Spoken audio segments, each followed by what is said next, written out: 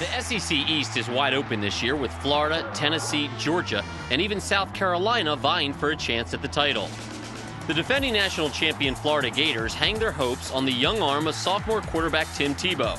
Tebow played second fiddle to Chris Leak last year, but during spring he showed he can pass the ball as well as he can run it. His main targets will be senior receiver Andre Caldwell and sophomore Percy Harvin. Harvin is a triple threat and is dangerous when lining up at receiver, back, or even under center. Urban Meyer will have to work his magic for the Gators to repeat as SEC champions. With the departure of defensive stalwarts like Reggie Nelson and Jarvis Moss, the Gators are stripped bare of their 2006 talent and have only 2 returning starters on defense. But the Gators certainly don't lack for talent and should make a strong push to repeat the SEC title.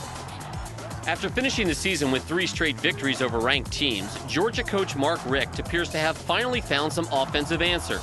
The most important answer is Matthew Stafford. The sophomore signal caller has the talent and confidence to lead the Dogs back to the title game in '07. His main target will be 5th-year senior Sean Bailey, whose return signals a stronger receiving corps for the Dogs. On the ground, Georgia is stacked once again. Led by seniors Craig Lumpkin and Thomas Brown, the Dogs aren't afraid to run at you. But defense does raise many more questions than answers for the Dogs, with only 2 returning starters, and the Dogs are waiting on a leader to emerge. Only time will tell if Georgia can hunker down for another run at the title.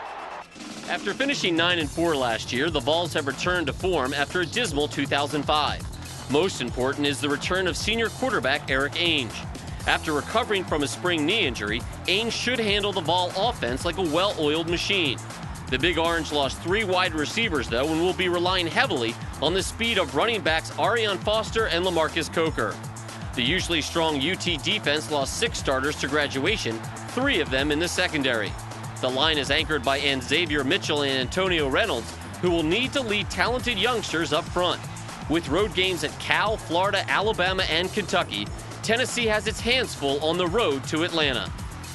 Also with the tough road to the SEC title game are the South Carolina Gamecocks. The old ball coach is counting on senior quarterback Blake Mitchell once again, but with the early departure of Sidney Rice to the NFL, he no longer has a deep ball threat receiver. The D is as solid as any in the SEC with 7 returners, including all SEC middle linebacker Jasper Brinkley. If the offensive line can protect Mitchell and another receiving threat emerges, look for South Carolina to take down a conference giant this year and move into the upper echelon of the SEC elite. Also looking to move up in the SEC East is Kentucky. Coming off their first bowl win in 22 years, the Wildcats should be interesting to watch. Their offense is electric thanks to all SEC senior quarterback Andre Woodson, who had 31 touchdowns to only 7 interceptions last season. But their defense will have to improve if they want a spot in the postseason. Their defense ranked 118th in total defense in '06. Rounding out the East is Vanderbilt. The Doors' goal for 2007 is to make their first postseason appearance since 1982. They start the season with 4 home games, but they'll need an upset over another SEC East opponent to make that a reality. The roster is loaded with 16 returning starters, most notable the tandem of junior quarterback Chris Nixon and junior receiver Earl Bennett.